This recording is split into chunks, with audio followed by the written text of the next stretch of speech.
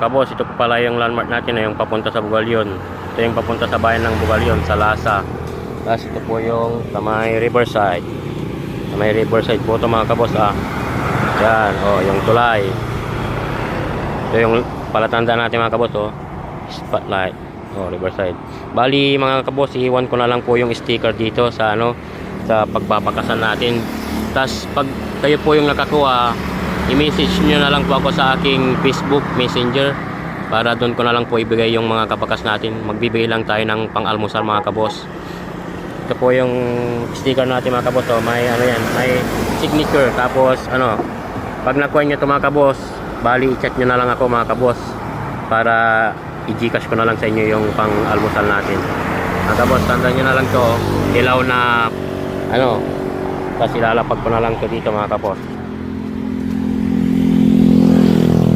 Yan, iwan ko na lang dyan mga kabos. Yun, matandaan mga kabos, dilaw, Riverside. Let's go!